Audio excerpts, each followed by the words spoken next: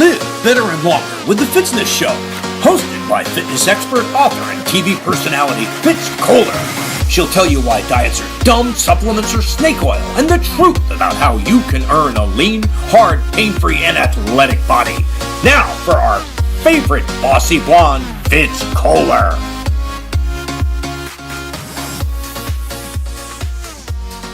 Hi team, I'm Fitz, your fitness expert from Fitzness.com, and welcome to the Fitzness Show. So today, I have a bunch of really exciting, cool things to talk about as usual, because I'm a very cool lady. But we're going to talk about your fitness, whether you're sticking with it, how to give yourself a cool kick in the can to move forward. But before I do that, I would like to give special shout out, big congrats to all of my hotties, all of my runner people who did the Chicago Marathon last week. The folks who were at Long Beach Marathon, we had such an amazing turnout, and I particularly got to love on the people at Long Beach because I work with Rudy Novotny as we're the race announcing team.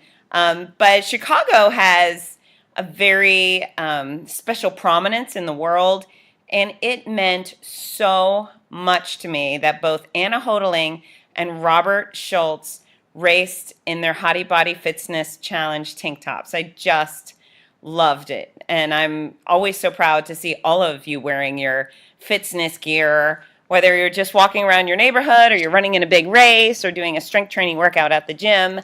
But to have my tank tops, my brand on these badass, train hard, work every day runners made me incredibly proud. So Anna and Robert, thank you. Thank you. You really made me beam with pride. And then I had Brian Marks out there who was not wearing his hottie tank. I think he was in his Mickey Myler shirt, but I adore Brian. He's been with me forever. He's dropped 50 pounds. He's shaved 90 minutes off of his old marathon time with me. And he's very independent with his training now, but I'm also very proud of Brian. And if I'm leaving anyone out, I'm trying to think who else ran Chicago. I don't know, but it was a big deal. We're going to talk about Long Beach soon. I'm going to bring Rudy on the show if I can pin him down on that. But yeah, Chicago, it was cool. So all of you out there in your Fitzness gear, I love it. Oh, and I now have hoodies coming. So I put on the Fitzness store. You know, we've always had tanks and t-shirts and things like that, but I now have hoodies for fall. I've got red, blue, royal blue, green, and hot pink. And it's a hashtag no excuses hoodie. So I would love to see you guys all bundled up in those as you go running outside or you go see movies, because why not? So we're going to start talking about fitness. So right now, yesterday, I go to the gym, and I have 3 gyms to choose from underneath the same membership here in my hometown. It's one owner, 3 gyms, and I can bounce to either. And there's a women's gym, and it's convenient for me. So I tend to go there frequently, and there's always this woman on the row of treadmills in front of me. So I use the treadmill quite often, or the elliptical while I'm there, but she is on the treadmill in the row in front of me many days a week, and it's awful. And it's not awful that she's there. I know she's trying, but what she does, she's about 30-something, pretty brown ponytail swinging side to side, very cute woman. But she gets on the treadmill, she puts the incline all the way up, which sounds like a good thing, right? And then she hangs on for dear life and leans back. So normally, if you're using the treadmill, and at an incline, you would be in the position of a person climbing up a mountain. So imagine that. They're leaned forward, their knees are bent, they're lifting at the hips, right? No, she is straight body, neck to her heels, and she's just leaning straight back with her arms extended all the way because she's holding herself up. So I look at this and I try to keep to myself at the gym. I don't want to be that person. I don't own the gym. I don't work at the gym, none of those things. And I try to not be nosy unless I see somebody doing something incredibly dangerous, especially something that will hurt their back or neck. But I've been waiting, hoping the staff would jump in. But they're kind of minimum wage employees that are trained minimally, so maybe they don't even know what's going on. But it's been a long time of me watching this chick lean back on the treadmill. So I just snapped yesterday. in a good way. At least I thought, in a polite way. So I walked up, I said, "Hi, do you mind if I bother you for a minute?" And she pulls out her earbuds.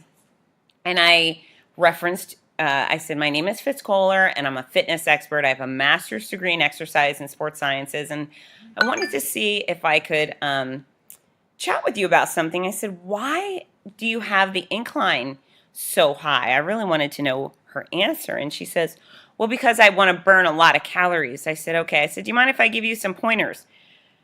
And she said, "Okay." I said, "Well, the way you're doing it right now, you're not burning half the calories the machine says you are." And she looks at me funny. I said, "What I want you to do is kind of lean forward like you were climbing a mountain and let go."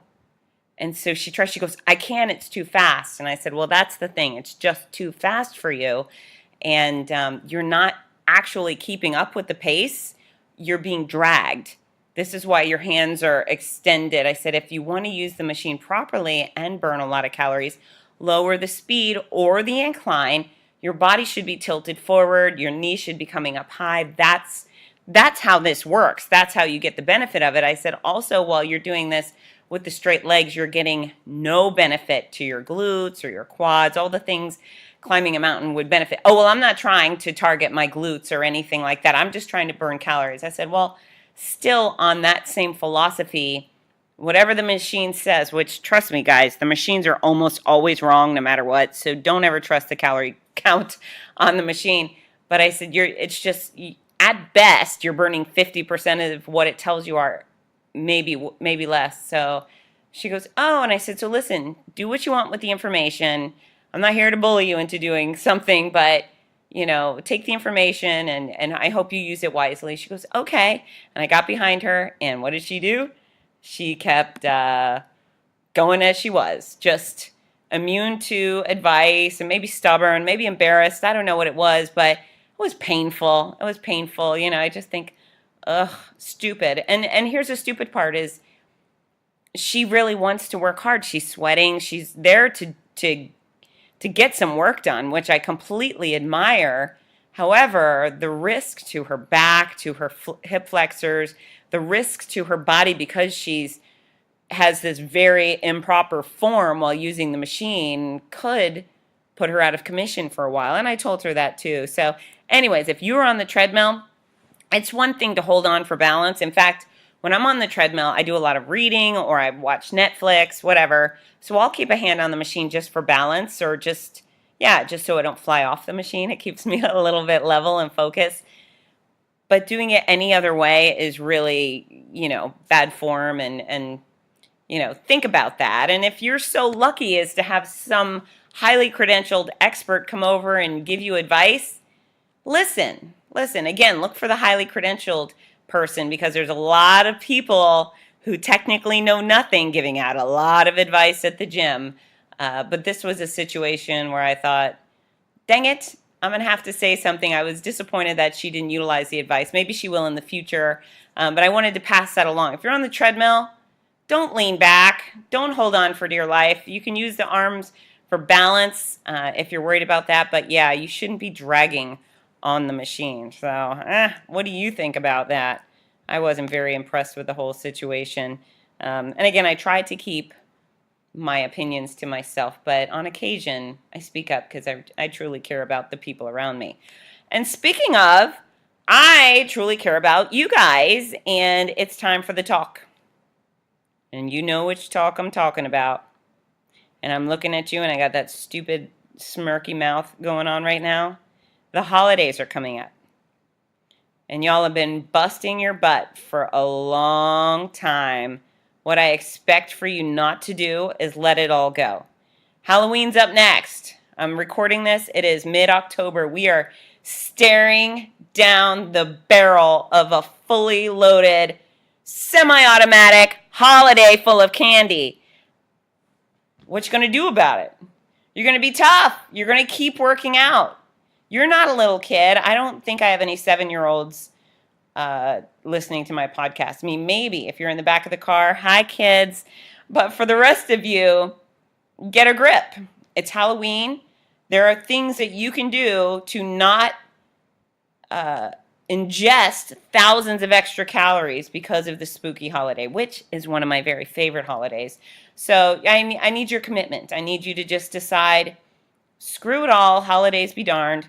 I am going to stick with my workouts. I'm not going to make any lame excuses. I'm going to put time aside to get the kids a costume. I'm going to get myself a costume, whatever it may be.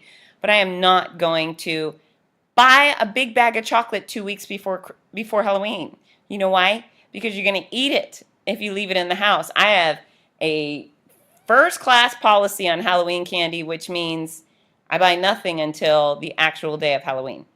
So nothing edible junky comes in my house until October 31st. And that helps me because I am very weak to chocolate. Chocolate calls my name, and all of a sudden I start leaning over. I'll just open up the bag and I'll just take one. And then all of a sudden the bag's gone. So we're not doing that. This is not who I am anymore, and this is not who you are. So wait, if you insist on buying candy for Halloween, then fine, do it. But don't buy it until you're on your way home from work on that spooky day, and then you're immediately going to put it in the bowl to pass out to the kiddies. Now, here's the other thing. It's so funny. I saw yesterday, Rebecca Malden sent me a meme. It was so funny. It was these little bags of Dole snack-sized salads. Like little plastic bags of salads. And clearly that's the quickest way to get your house egged on Halloween, but I thought it was so funny. I would actually like that if somebody gave me little snack-sized bags of salad to take with me, but it was hysterical. Super funny. It's on my Instagram page, so if you want to go see it, go to Fitzness on Instagram. But anyway, so don't buy the kids the salads. But what I do get is, all the other neighbors are going to give out candy, right? Everybody's going to do it. And so, sure, you can buy some Butterfingers if you want. But I buy Play-Doh. They always have Halloween strips of the little tiny Play-Dohs, and so I buy a bag of those, and they maybe 20 Play-Dohs per bag, and I buy a few bags, and voila, I've given them something fun. And so, do I feel like I'm depriving them? No. Most of the kids go home with more candy than they could wish for, and then they're selling the stuff back to the dentist the next day, or mom and dad are stealing it and taking it to work. So all the kids are going to get candy, so you could give them something else. You could give them the cute little bags of pretzels, or I don't know, goldfish, Halloween goldfish. Not that that's health food, but you can make other options for the kids. You could get them toys. You could give them dollar bills. In fact, some of my favorite houses in my neighborhood when I take my kids trick-or-treating is one of them gives out water bottles, which sounds super lame, but an hour and a half into trick-or-treating, that water bottle is a gift to everyone in the family. And they also give out baked chips. So you could get a bag of baked Lay's and a water, which is genius. So think outside the box. It's not only good for the kids, but it's good for you. You'll feel good about giving it to them, and then you won't have that temptation in your house.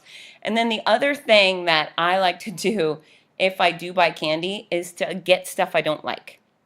And so, for example, I could leave Almond Joy sitting around my house every day of the year and never touch it. Or, I don't know. What don't I like? I don't like black licorice. So those are things that wouldn't entice me. I encourage you, if you're going to go the candy route, get the things that you don't like and then get them late. So nobody in your house is enticed. And then if you do have trick-or-treaters or you host a party, make sure you give that crap away. At the end of the night, you dump your bucket into the last trick-or-treater's bag, say sayonara candy and temptation, and then you're done with it. Or you drop it off at the fire department or the police department, and they find something nice to do with it. I know a lot of police officers who do, when they interact with children, they keep candy or presents, things like that in their cars so they can alleviate a scary situation. So you got choices. That's the moral of the story. And you are going to go hardcore on your workout. So if you do my Hottie Body Fitzness Challenge, every single darn day of the month, I'm giving you a prescribed workout. I'm telling you, go out, walk and run 3.1 miles, do 50 Russian twists, do 20 angry ups, do 20 interesting push-ups, whatever it is, I'm giving it to you. So you don't have to think about it. Just follow along with the plan. Stop being lame, stop making excuses, stick with a program, and I will get you to your point B. And one of my great goals for all of you is to get to the new year fitter, not fatter. It's October. This is what we're dealing with right now. We have November, we got December, we have half of October, and you're going to have to fight for this. And wouldn't it be amazing to get to January 1st looking and feeling better than you were now? You know, there is no public policy that states you need to gain weight over the holidays. You know, Thanksgiving, it's one dang day. One day, that's it. That's Thanksgiving. All the days of November, you don't have to change a thing about your healthy habits. You can get healthier, but you should not get unhealthier.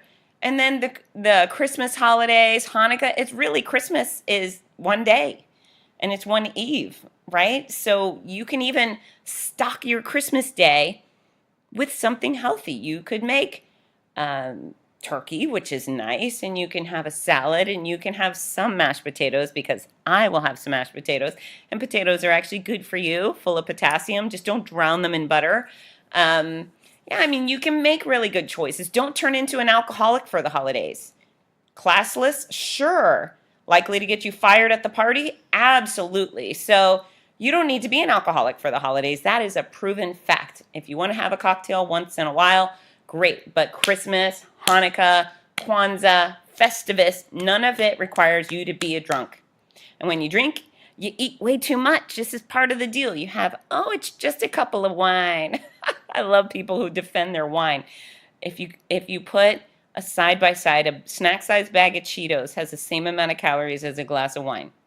So every time you defend your wine, all I'm thinking about is you eating Cheetos. So I don't know, the wine thing, if it fits into your caloric budget, that's fine, but be wary, because if you have the wine, you're more likely to go over your budget, be a little loosey-goosey with your calories, have an extra piece of cake, have some extra French fries off your date's plate, whatever it is, and then you're less likely to work out the next day or hit it hard when you work out. And so alcohol just isn't going to be a positive influence in your life. I don't need you to be cold turkey if you don't want to be. You're a grown-up, but make good decisions, because, again, isn't it cool to get to January 1st fitter, not fatter, where everybody around you is gradually increasing in size and squeezing out of the dress or the pants they wanted to wear for the holiday? You will be shrinking out of yours. And on that note, one of the things I wanted to mention is one of my hotties, Stacy Nyman, just posted a non-scale victory. She said she went shopping and none of her clothes were in none of the things she purchased were in the plus-sized category anymore. She bought quote-unquote regular size clothes, and she even bought something from the junior section, and where she used to shop in a way that just was desperately trying to find anything that was remotely flattering, now she actually sought out fun clothes that she felt really good in. So I'm super proud of Stacy, who has posted some of the most beautiful sweaty selfies ever, rosy cheeks, and I love. There's Paul Fox, who's lost an extraordinary amount of weight. He was a big guy as early summer, late spring, and now he's crazy fit guy, and he wears the muscle shirts, and his chest and his shoulders look like Muscle Man. So I love that. Timothy Powell, who is down 160 pounds, I believe. Now, mind you, I have a lot of people and a lot of numbers in my head, so I'm sorry if I'm screwing any of this up. But Timothy, 160 pounds down, just posted a picture of himself in a tuxedo, and he could go out for the next James Bond movie. I love it. He posted a side-by-side. So he's a musician. He used to be a band director, and now he's moved into a career where he's an instrument repairman. And I guess he's still performing in a band where he lives in his new home in Michigan. But he put a side-by-side of him in a jacket. I don't think the other one's a tuxedo. It's a suit. But he was a big, big guy. And now, literally, throw him in the Casino James Bond movie. He's there. He's svelte and hunky and bald. It's amazing. I told him, I said, Timothy, go out in that tuxedo and pick up the ladies, because they will not be able to resist you. So hopefully, I said, also get a puppy, because girls like puppies and tuxedos and fit guys. So I think he's, if he goes out with the puppy and the tux. I think he's going to get lots and lots of phone numbers. And I've got Katie Mathis, who just got out of her boot. She broke her ankle, I think, and had surgery. Seemed like quite the nightmare, but she's up and at 'em. She's finally allowed to do stand-up exercises. She did 20 minutes on the elliptical, a heck of a lot of strength training. And then Kimberly Johnson, always posting constant workout photos. She's so consistent. Lori Weiner's consistent. Kelly Campbell's consistent. Oh, we have such winners in my group. So I like to be able to gush about you all. And I don't want to forget anybody. And trust me, I'm not forgetting you. But I can't mention everybody all the time. But there's a lot of fun, exciting stuff going on. So here's where I'm going to go for today. And this is going to be a super short podcast. But I am ready to teach you about the WonderBody Challenge. You heard it, the WonderBody Challenge. And I'm going to preface this by telling you that I almost made it the Chopped Meat Challenge. And I really wanted to do the Chopped Meat Challenge, but it could be super gross. And I don't want people thinking my suggestions are super gross. So we're going to do the WonderBody Challenge. And so this week, I guided someone who had lost a chunk of weight to go to the grocery store in the meat department and gather the equal amount of chopped meat to the amount of weight she lost, because that's a really good visual. When you get to actually see what it looks like, the amount of weight you've actually removed from your body, it's a pretty powerful thing. And I think chopped meat is a really great example because it's got a similar lean muscle mass to fat ratio that humans do, because it's meat, right? It's meat, and it's not super lean meat. It's a fatty meat. However, what I'm going to tell you to do, I don't think you should do with all the meat because you get super mad at me. So we're going to do the WonderBody Challenge, and we're referring to Wonder Bread. So approximately 5 pounds of chopped meat looks to be about the same size as a loaf of Wonder Bread.